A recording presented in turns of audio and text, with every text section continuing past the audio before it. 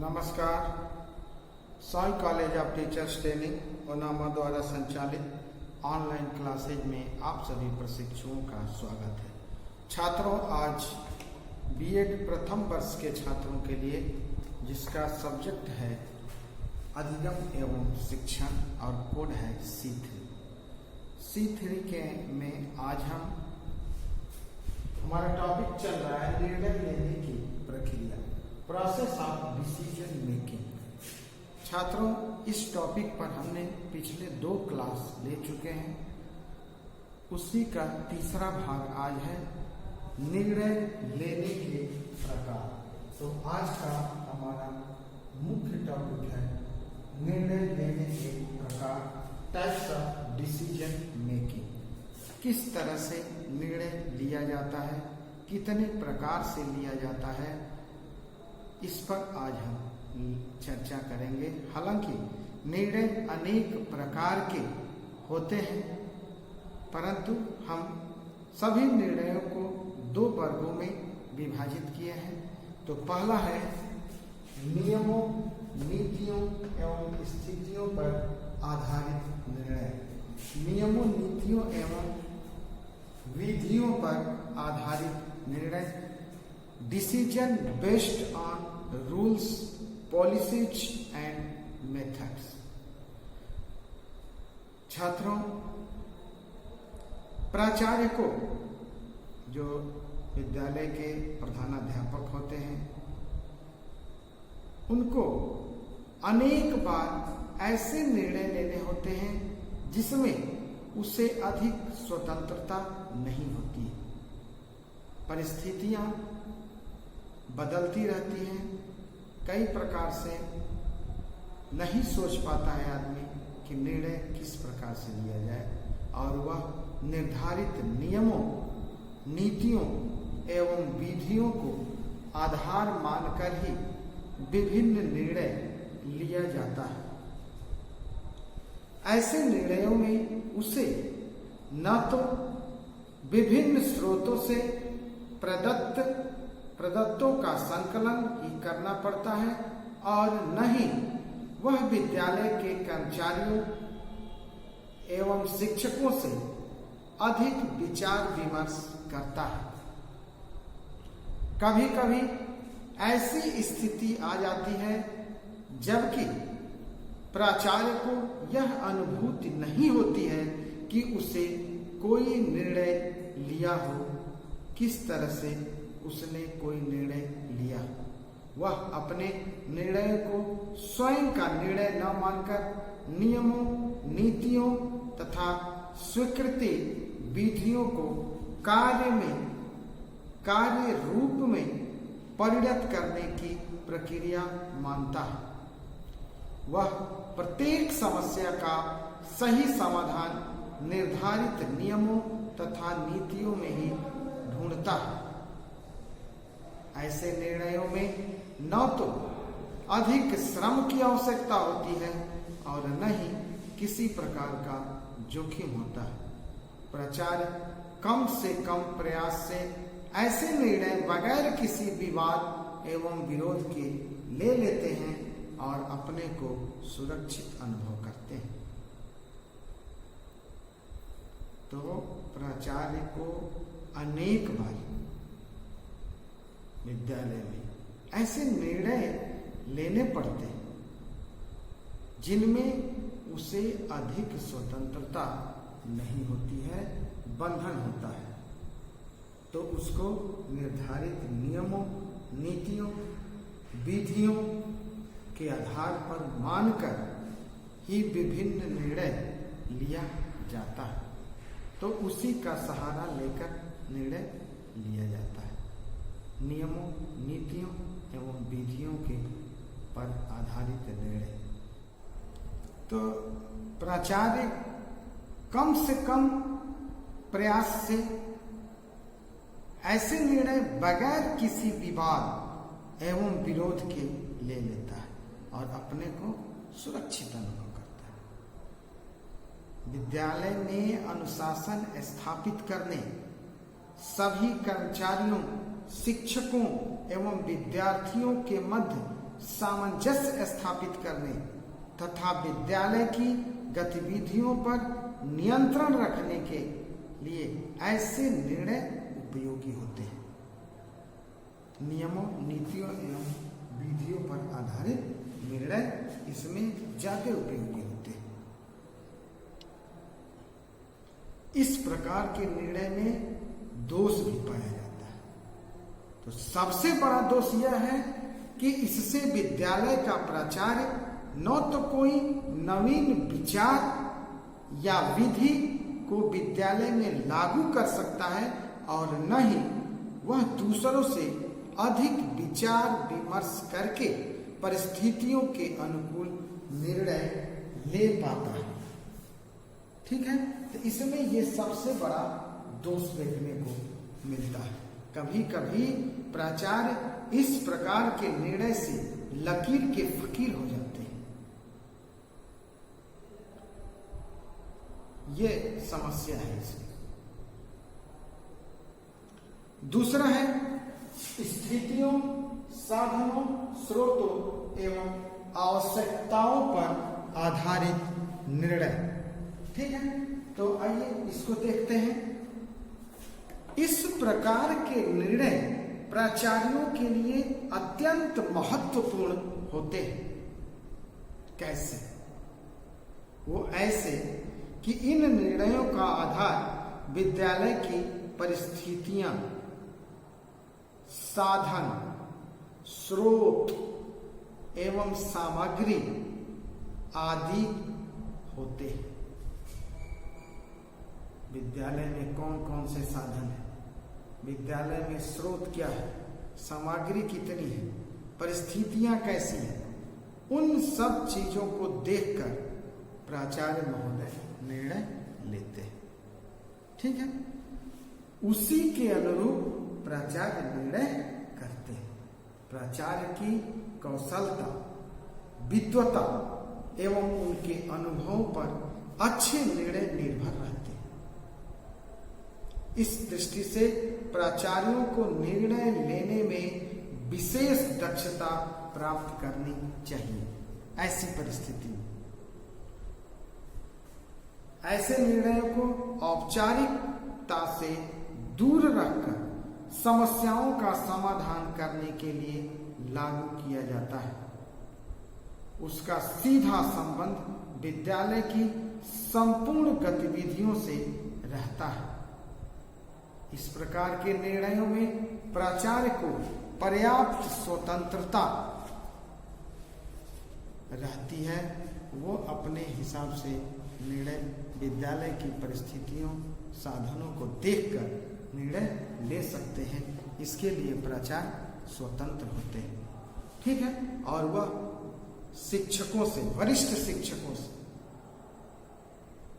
अथवा गठित साधनों एवं सामग्री के अनुरूप तुरंत निर्णय ले सकता है।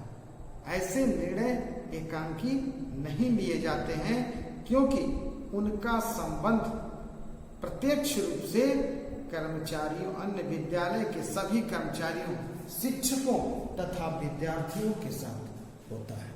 तो इस प्रकार के निर्णय तुरंत नहीं लिए जाते हैं, एकांकी नहीं लिए जाते हैं, विचार विमर्श कर कर निर्णय लिया जाता है। यदि प्राचार्य अपनी सीमाओं को ध्यान में न रखकर मन चाहे ढंग से निर्णय लेने लगेगा तो क्या होगा? तो विद्यालय की प्रगति नहीं हो पाएगी, प्रगति नहीं हो सकेगी और न ही लोगों को निर्धारित निर्णयों से लाभ हो सकेगा। प्राचार्य को चाहिए कि प्रशासक के रूप में निर्णय लेने की अपनी सीमाएं निर्धारित करें और विद्यालय की परिपाटियों, नियमों तथा मूल्यों आदि की अवहेलना न करें। उसे निर्धारित सीमाओं के अंतर्गत ही अपनी बुद्धि एवं विवेक के आधार पर निर्णय लेना चाहिए। ये प्राचार्य का कर्तव्य होता है कि स्थितियों, साधनों, स्रोतों एवं आवश्यकताओं पर आधारित निर्णय ले। ठीक है। तो छात्रों अब देखेंगे निर्णय लेने हेतु आवश्यक तत्व, necessary elements of decision making.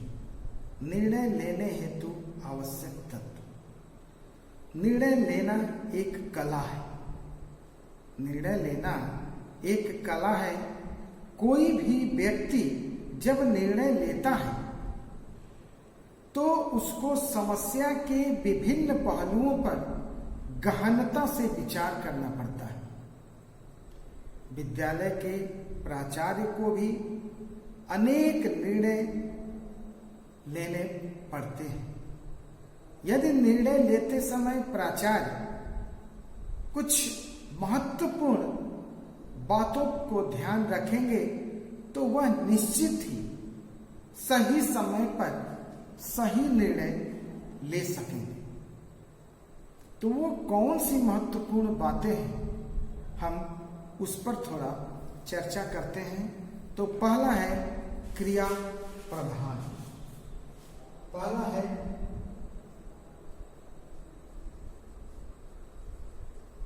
क्रिया प्रधान। ठीक है, क्रिया प्रधान। छात्रों, निर्णय लेने के लिए प्रशासक को क्रिया प्रधान होना चाहिए। जो व्यक्ति क्रिया प्रधान होता है वह निर्णय लेने में शीघ्र कुशलता भी प्राप्त करता है। तो क्रिया प्रधान आवश्यक है। दूसरा है परिवर्तनों से अवगत कराना।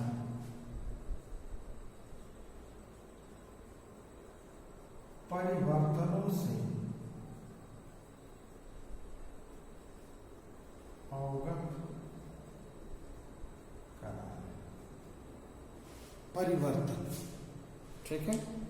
तो परिवर्तन यदि विद्यालय में उचित एवं उपयोगी क्रियाओं को प्रारंभ करना है तो प्राचार्य को विद्यालय के सभी संबंधित व्यक्तियों को होने वाले परिवर्तनों में से अवगत कराना चाहिए और उन्हें बलपूर्वक न थोपकर, जबरदस्ती नहीं थोपा जाता है निर्णय, तो उनको बलपूर्वक न थोपकर उसकी राय से निर्णय लेकर लागू करना चाहिए। तो यह है परिवर्तनों से अवगत कराना, यानी कि विद्यालय के सभी कर्मचारियों के राय मशविरा से ही स्थिति से अवगत कराकर निर्णय लेना। फिर है आंतरिक तथा बाह्य नीतियां। आंतरिक तथा बाह्य नीतियां। ठीक है, आंतरिक तथा बाह्य नीतियां। निर्णय लेते समय विद्यालय की आंतरिक तथा बाह्य नीतियों को ध्यान में रखना चाहिए और संपूर्ण विद्यालय की गतिविधियों में संतुलन बनाए रखना चाहिए। ठीक है, तो यह है आंतरिक तथा बाह्य नीतियां। फिर है वातावरण का ध्यान अति आवश्यक है।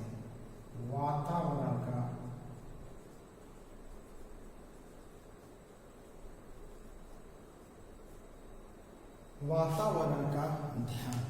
ठीक है, निर्णय लेते समय प्राचार्य को विद्यालय के वातावरण, नैतिक मूल्यों, प्रशासनिक संरचना एवं कर्मचारियों तथा शिक्षकों की प्रवृत्तियों का भी ध्यान रखना चाहिए। इनकी अवहेलना करने पर कोई निर्णय कार्य रूप में परिणित नहीं हो सकता है। सबके सलाह से वातावरण को ध्यान में रखते हुए निर्णय लिया जाता है। तो क्या होता है कि जो भी निर्णय लिए जाते हैं उस निर्णय को सभी लोग अमल करते हैं। फिर है बलपूर्वक थोपने की उपेक्षा। यानी कोई भी निर्णय हो तो उसको बलपूर्वक नहीं थोपना चाहिए। तो बलपूर्वक थोपने की उपेक्षा। ठीक, किसी भी परिस्थिति के लिए गए निर्णय को दूसरी परिस्थिति में बलपूर्वक नहीं थोपा जाना चाहिए। परिस्थिति विशेष से जूझने के लिए गए निर्णयों का सामान्यीकरण करना चाहिए। सामान्यीकरण करना गलत है। ऐसा करने से न केवल विद्यालय की गतिविधियों को ठेस पहुंचता है, बल्कि विद्यालय की क्रियाओं से सभी व्यक्तियों का विश्वास उठ जाएगा। तो बलपूर्वक थोपा नहीं जाता है। फिर है निर्णय साध्य नहीं साधन है। निर्णय छठा है, निर्णय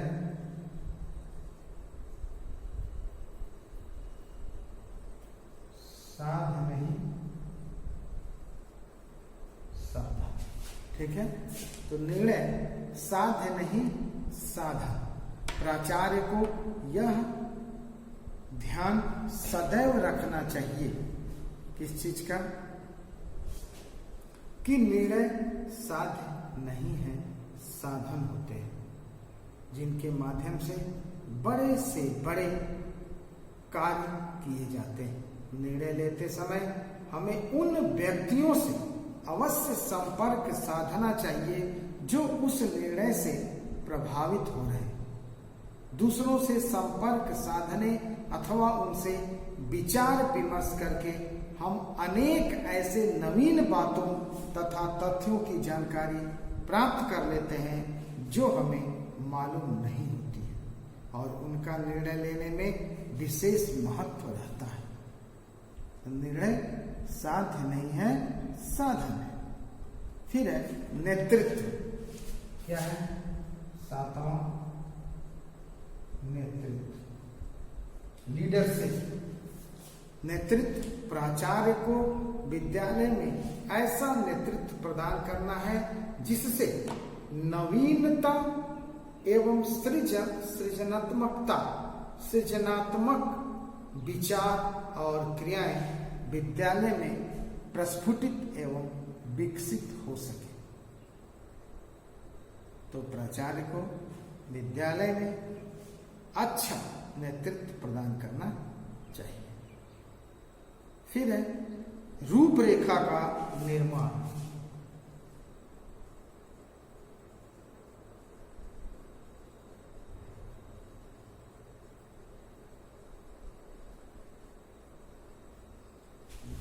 रूपरेखा का निर्माण निर्णय लेने के लिए विद्यालय वातावरण का अध्ययन करना तथा उसके अनुरूप नवीन क्रियाओं को विकसित करना एवं उनका मूल्यांकन करना और मूल्यांकन के आधार पर विद्यालय की प्रत्येक क्रिया पर का परिमार्जन करने हेतु रूपरेखा तैयार करना आवश्यक है। तो रूपरेखा का निर्माण अति आवश्यक है। फिर है प्रदत्तों का संकलन। प्रदत्तों का संकलन।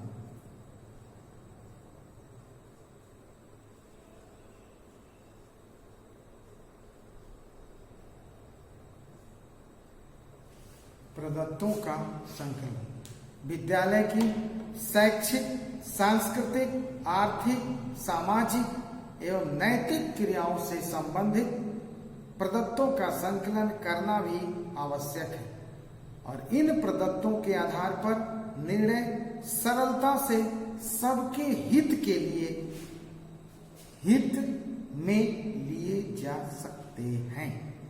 तो प्रदत्तों का संकलन अति आवश्यक है। आंकड़ों का विद्यालय में शैक्षिक, सांस्कृतिक, आर्थिक, सामाजिक, नैतिक जो क्रियाएं होती हैं उससे संबंधित प्रदत्तों का संकलन करना आवश्यक होता है। ठीक है। अब नेक्स्ट है सही समय की पहचान। ये तो बहुत आवश्यक है, सही समय की पहचान, यानी जो निर्णय लिया जाए उसमें सही समय पर उचित सही निर्णय लिया जाना चाहिए।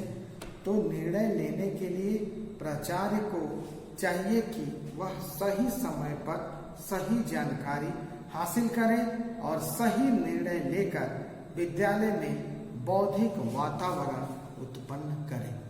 तो सही समय पर सही निर्णय लेना चाहिए। और नेक्स्ट है प्रबंध विद्या का ज्ञान। प्रबंध विद्या,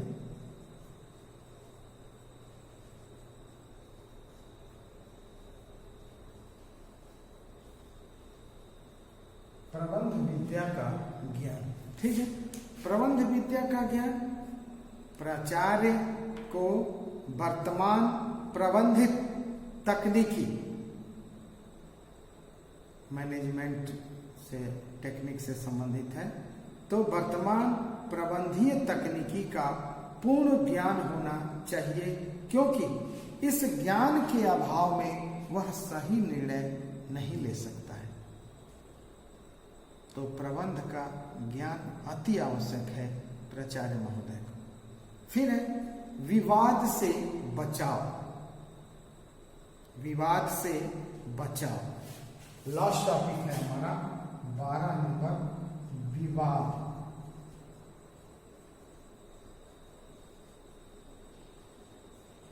विवाद से बचाव। निर्णय लेते समय हमें संस्था एवं व्यक्तियों दोनों की आवश्यकताओं को ध्यान में रखना चाहिए, जिससे दोनों के बीच उत्पन्न विवाद से किसी को हानि न हो।